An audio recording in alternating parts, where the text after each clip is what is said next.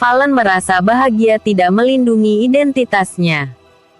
Saat ini ia memang tidak mau kalau keluarga Bagaskara tahu tentang identitasnya. Ini akan menghalangi dirinya untuk bisa melindungi istrinya. Dan tentunya juga akan menyulitkan dirinya di kemudian hari karena Tere akan ada kemungkinan untuk mengejar-ngejar dirinya. Makasih ya Mas karena Mas sudah menolong Anin dalam membaca kontrak yang tadi harus Anin tanda tangani. Hati-hati. Nenek cuma mau memanfaatkan kamu supaya dia bisa mendapatkan kontrak 1 miliar dari mahkota Horeca. Karena memang tanpa kamu, nenek tidak akan pernah bisa mendapatkan kontrak itu. Jadi nenek ini mendapatkan keuntungannya tapi dia tidak mau kamu memiliki kuasa yang lebih Bagaskara Group. Jelas Valen. Kamu kok tahu banyak tentang itu sih Mas? Mas menyelidiki semuanya agar kamu bisa aman. Ayo kita segera membereskan barang-barang kita agar kita bisa segera pindah ke apartemen. Kamu tidak perlu bawa barang baju atau peralatan dirimu cukup bawa surat-surat penting dan juga berkas pekerjaan kamu saja. Peringat Valen karena ia tidak ingin berurusan dengan Bagaskara. Sesampainya mereka di rumah keluarga Bagaskara, Anin dan Valen langsung masuk ke dalam kamar pribadi mereka dan mengambil berkas-berkas dan surat-surat penting termasuk surat pernikahan dan juga barang-barang yang memang sekiranya akan dibutuhkan yang diperlukan selama mereka akan tinggal di apartemen milik Valen. Tingkah mereka membuat Art melaporkan tindakannya kepada Papa Eka dan Mama Yuli yang saat ini ada di luar kota. Memang apakah Eka dan Mama Yuli selalu menjadikan para Art sebagai mata-mata mereka dalam menyelidiki hubungan Anin dan suaminya. Sehingga tiba-tiba Mama Yuli langsung menelepon Anin dan bertanya kenapa ia membawa koper. Anin, emangnya kamu ada acara bisnis apa? Sampai kamu harus keluar kota dan bawa koper? Tanya Mama Yuli ingin tahu. Enggak Ma. Mas Valen ngajakin Anin untuk tinggal di apartemen miliknya, supaya Mas Valen dan Anin bisa lebih fokus lagi dengan keluarga kecil kita. Daripada kamu membuang-buang uang untuk membeli apartemen kecil, apa nggak lebih baik kalau kalian itu tinggal di rumah keluarga kita? Karena Mama Yuli berpikiran kalau apartemen yang akan ditempati oleh mereka berdua itu adalah apartemen yang kecil dan daripada mereka membeli untuk tinggal di apartemen kecil akan lebih baik kalau mereka tinggal bersama-sama dengan Papa dan Mama Yuli. Oh itu apartemen milik Mas Valen kok. Anin gak bayar apa-apa. Kata Anin yang menutupi kenyataan bahwa Valen kan katanya menyewa dan bukan miliknya sendiri. Hah? Bagaimana menantu tak berguna itu punya uang segitu banyaknya? Dia habis mencuri di mana? Tanya Mama Yuli dengan sarkas. Mereka memang tahunya Valen itu tidak bekerja dan hanya mengekori Anin saja ke sana kemari. Aduh Mama. Mama gak boleh gitu. Mas Valen itu menantu Mama loh. Sudahlah Ma. Anin harus segera balik ke apartemen. Soalnya besok Anin harus bekerja.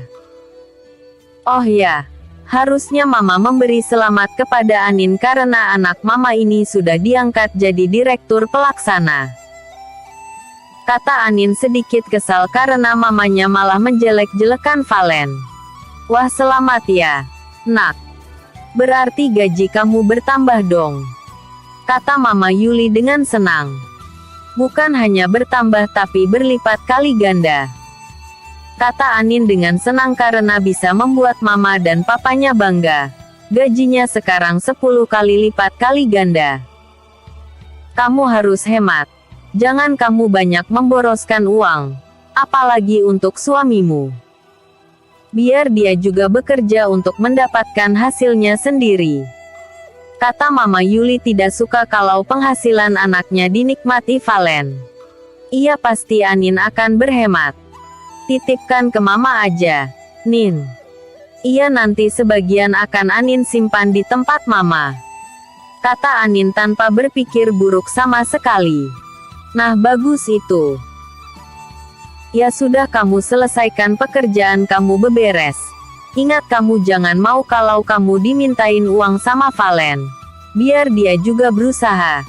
Jangan cuman kamu saja yang bekerja. Dan ingat, kamu juga belum mentraktir papa dan mama atas keberhasilan kamu mendapatkan jabatan sebagai direktur pelaksana. Itu sebagian juga karena doa dari orang tua kamu, kata mama dengan kesal karena Anin terus-menerus membela suaminya yang menurut mama sangat tidak dapat diandalkan. Iya ma, pasti Anin akan mengajak mama makan di restoran mahal, sebagai traktiran. Tapi ma, kamu juga salah sangka. Justru tadi Mas Valen yang membuat Anin gak tertipu oleh nenek dan Tere. Dan sudah lama. Jangan suka berpikir negatif tentang Mas Valen.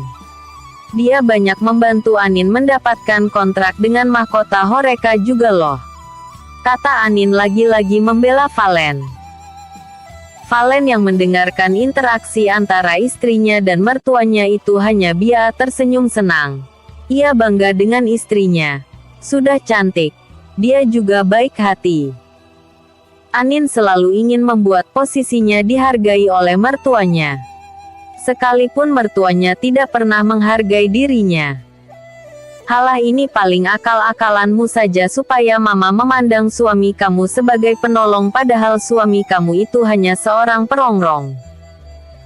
Mana ada seorang suami malah tidak bekerja dan membuat istrinya yang mencari uang untuk kehidupan mereka. Pokoknya mama tidak setuju kalau uang gajiannya nanti kamu berikan kepada suamimu. Ingat itu. Kata Mama Yuli sambil menutup teleponnya dengan kasar. Amin hanya bisa mendesah dan menghela nafasnya dengan kasar. Dia sudah terbiasa dengan kelakuan mamanya yang selalu menyudutkan dirinya dan selalu ingin supaya dirinya menceraikan suaminya. Ketika dirinya berbalik, dia melihat suaminya ada di sana sedang memperhatikan dirinya. Anin jadi sedikit tidak enak karena baru saja mamanya berkata-kata menjelekkan Valen. Maaf mas.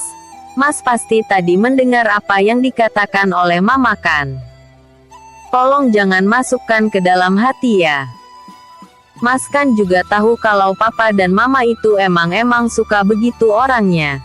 Bukan saja sama mas. Terkadang sama aku anaknya sendiri juga begitu. Suka merendahkan dan meremehkan. Kata Anin dengan suara lirih. Mas kan sudah terbiasa mendengar mama seperti itu. Jadi mas sudah tidak pernah memasukkan omongan mama ke dalam hati. Kamu tenang saja. Selama kamu masih percaya sama mas itu sudah cukup bagi mas. Kata Valen sambil mengusap rambut istrinya dengan penuh kasih sayang. Perlakuan Valen yang seperti ini terkadang membuat Anin menjadi sedikit baper. Kamu sudah selesai membereskan semua barang-barang kita mas? Tanya Anin sedikit mengalihkan perhatian. Karena terus terang saja dia salah tingkah dengan perlakuan Valen kepadanya. Udah. Makanya mas menyusul kamu ke sini. Yuk kita berangkat sekarang. Karena kita juga harus membereskan apartemen. Kata Vali mengajak Anin segera pergi dari rumah keluarga Bagaskara. Setelah keluar dari rumah Bagaskara, Anin kembali dikejutkan dengan sesuatu hal yang berkaitan dengan Valen. Mas, punya siapa ini? Tanya Anin dengan nada heran. Sedang Valen hanya tersenyum menatap Anin dengan tatapan penuh arti. TBC. Apa yang membuat Anin terkejut?